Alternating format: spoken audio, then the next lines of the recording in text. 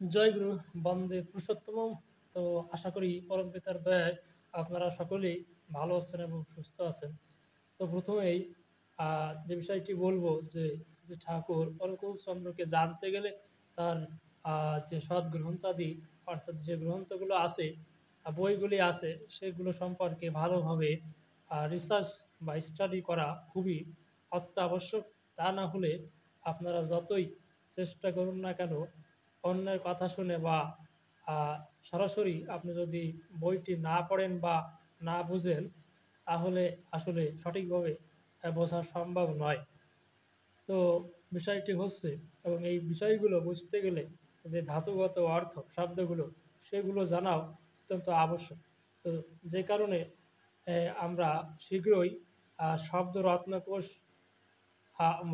যে গ্রন্থটি আছে, সে ধাতুগত অর্থ আপনাদেরকে জানানোর প্রচেষ্টায় আমরা ওটি সংগ্রহ করার মানুষে আমরা ইতিমধ্যে আমাদের যে সমস্ত কাজ, সেগুলো প্রক্রিয়াধীন রয়েছে। তো আজকে আমরা সেই অনুচ্ছেদের প্রথম খণ্ড থেকে আমরা শ্রী ঠাকুরের যে বাণী অর্থাৎ ইষ্টভীতি আসলে কি, এ নিয়ে অনেক কথাই আছে, কিন্তু মূল বা বেসিক যে জিনিস অর্থাৎ যেগুলি শাস্ত্রেও বলা আছে এবং যে ঠাকুর তিনি সবগুলি চমৎকারভাবে তিনি বাংলায় সাবলীল এবং সরসভাবে তিনি এই বাণীর মাধ্যমে তিনি আমাদেরকে বলেছেন। তো সরাসরি আমরা তার কথাগুলির মধ্যেই আমরা বাণীগুলির মাধ্যমে আমরা জেনে নিব সঠিকভাবে। তো তিনি এই বাণীতে আসলে কি বলছেন, সেগুলো নিয়ে রিসার্চ বা স্টাডি করাটা অত্যন্ত গুরুত্বপূর্ণ। তো বেশি কথা না বলে চলুন ইষ্টভীতি সম্পর্কে অনুষ্ঠিত প্রথম খণ্ডে কি বলা হয়েছে আজকে আমরা প্রতিটি বিষয় অর্থাৎ ইষ্টভীতি যে অংশ থেকে শুরু হয়েছে এই বাণীর ভিতর, ইষ্টভীতি সাহিত্যের এই দুইটা অংশ মিলে, এই দুইটা টপিক মিলায়ে এখানে যে বাণী দেওয়া হয়েছে, শুধু ইষ্টভীতি নিয়ে আজকে এই ভিডিওটি থাকবে। এবং প্রথম পার্ট এবং আমাদের যে একটি রিল ভিডিও, সেখানে আপনারা যারা দেখেননি, তো তাদের জন্য আজকের এই ভিডিওটি একটি ভালো একটি ইষ্টভীতি সম্পর্কে একটা ভালো ধারণা বা সঠিক যে সরাসরি যে বাণীর মাধ্যমে ঠাকুর কি বলেছেন সে বিষয়গুলো আপনারা জানতে অবগত হবে। তো চলুন শুরু করা যাক। তো প্রথম যে বাণীটি, যে ইষ্টপোষণ যার অবশ, লোহার বাধায় সিদ্ধি বিবশ, এবং ইষ্ট ভরণ পিতৃপোষণ পরিস্থিতির উন্নয়ন, এ না করে যাই করিস না, অধঃপাতেই তোর চলন। তো এই ইষ্টভীতি সম্পর্কে আমরা এভাবে 15-16 এভাবে আমরা অনেকগুলো বাণী কিন্তু আমরা দেখেছি। তো পরবর্তী অংশ থেকে তারা ভিডিওটি পার্ট 1 এবং আমাদের যে রিল ভিডিও সেটি মিস করেছেন, অবশ্যই আপনারা দেখে নেবেন, কেননা সেগুলো বললে ভিডিওটি অনেক বড় হয়ে যাবে। তো পরবর্তী থেকেই আমি আপনাদেরকে বলবো, এবং বাণী নম্বর 19 থেকে আমি শুরু করছি।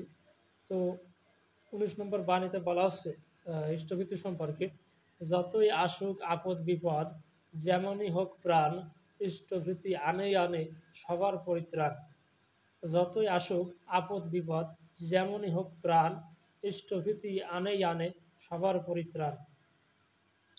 20 নম্বর বাণীতে শ্রী ঠাকুর বলছে অনুষ্ঠিত প্রথম খণ্ডে, দৈনন্দিন আহার যেমন ইষ্টভীতি রাখিস তেমন, এইটি জানিস নেহাত কম, এরকম কি নয় বিষম, পারলে কমে যাসে না, কপট ব্রতী হোসে না।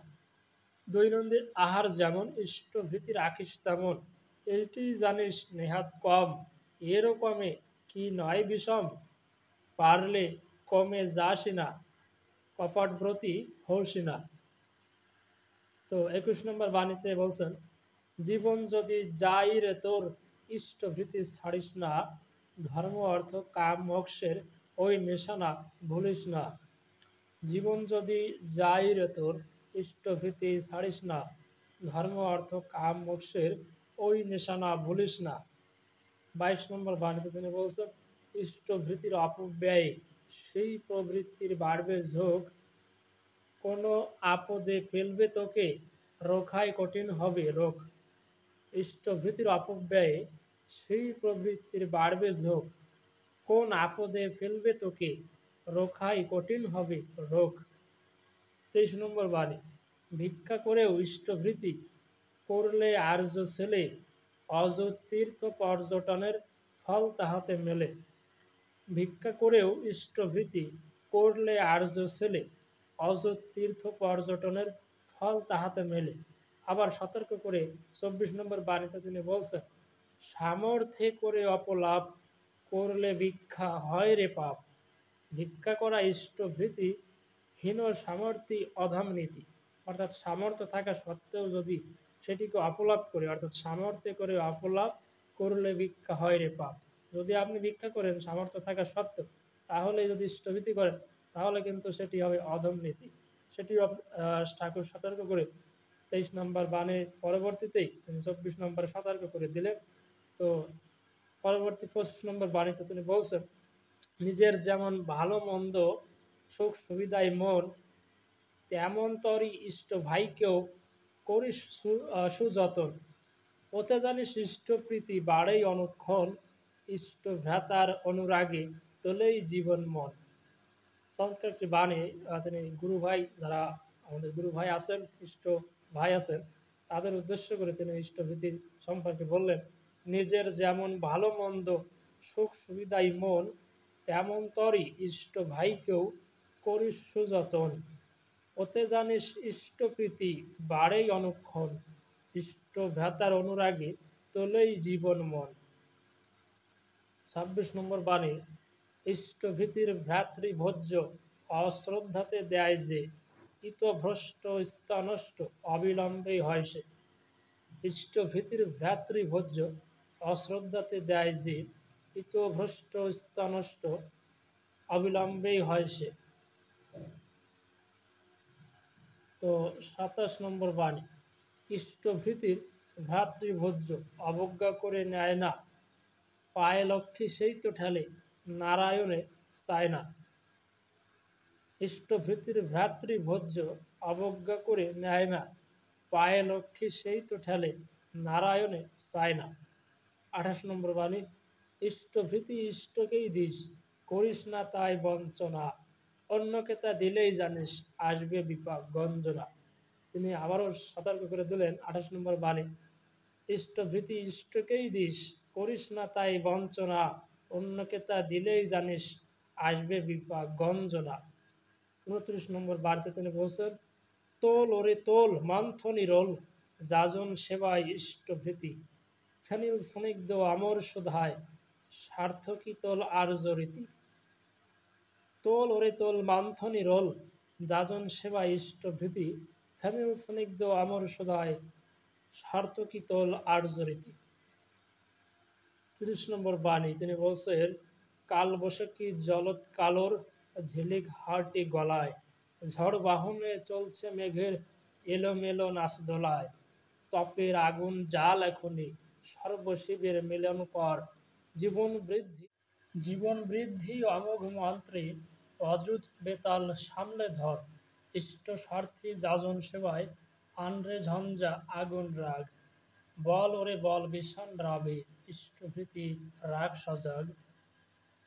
কাল বৈশাখী জলত কালোর ঝিলিক হারটি গলায়, ঝড় বাহনে চলছে মেঘের এলোমেলো নাচ দোলায়, তপের আগুন জাল এখনই সর্বশিবের মিলন কর, জীবন বৃদ্ধি অমোঘ মন্ত্রে, অযুত বেতাল সামলে ধর, ইষ্ট স্বার্থী যাজন সেবায় আনরে ঝঞ্ঝা আগুন রাগ, বল ওরে বল ভীষণ রাবি, ইষ্টভীতি রাগ সজাগ।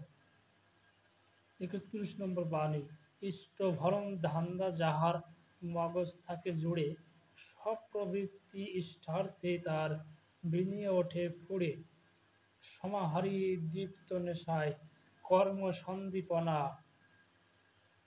ওই আবেগে অটুট হয়ে আনে সম্বর্ধনা, স্থবির স্থানর স্বস্থ টানে চলত স্নায়ুর গতি, সংবেদনার সংক্রমণে দেয় সাড়াই নতি, আত্মম্ভরি দরিদ্রতা অলষ্ঠন মান, অমনি নেশার ক্রম উৎকর্ষে লভেই তেমনি ত্রাণ, সংগ্রাহী তার এমনি আবেগ শক্তি সরঞ্জামে, বুদ্ধিসহ কুশলতায় আপৎকালে নামে, ওরে বিপদ ছাইয়ের মতন ঝলক দীপন রাগে, সম্পদে সে অটুট চলে ইষ্ট অনুরাগে। তো এটি হচ্ছে সর্বশেষ ইষ্টভীতির বাণী। আমি আবারও বলছি, শেষের 4টে লাইন: ওরে বিপদ ছায়ের মতন ঝলক দীপন রাগে, সম্পদে সে অটুট চলে ইষ্ট অনুরাগে।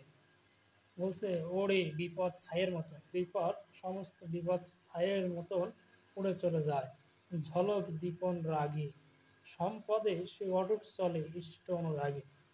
তো আপনারা এতক্ষণ শুনলেন যে ইষ্টভৃতি যে নিয়ম নির্দেশনা বা সতর্ক এবং ইষ্টভৃতি করলে কি হয় সে সম্পর্কে শ্রী ঠাকুর স্বয়ং তার শ্রীমুখ থেকে তিনি এই অনুষ্ঠিতি প্রথম খণ্ডে ইষ্টভৃতি সহায়স্থানীয় অংশে ইষ্টভৃতি যে সমস্ত বাণীগুলি দিয়েছেন সমস্ত বাণীগুলোই আপনাদেরকে শোনানোর চেষ্টা করলাম। তো আশা করি এ বিষয়ে আপনাদের আর কোনো প্রশ্ন থাকবে না। যদি কোনো প্রশ্ন থেকে থাকে অবশ্যই কমেন্ট বক্সে জানাতে পারেন। আমরা চেষ্টা করব আপনার প্রশ্নের সউত্তরে একটি ভিডিও দেওয়ার। তো এতক্ষণ যারা সঙ্গে ছিলেন সকল দাদা এবং মায়েদেরকে জানাই আন্তরিক আনন্দিত জয়গুরু। সকলেই ভালো থাকবেন, সুস্থ থাকবেন। জয়গুরু।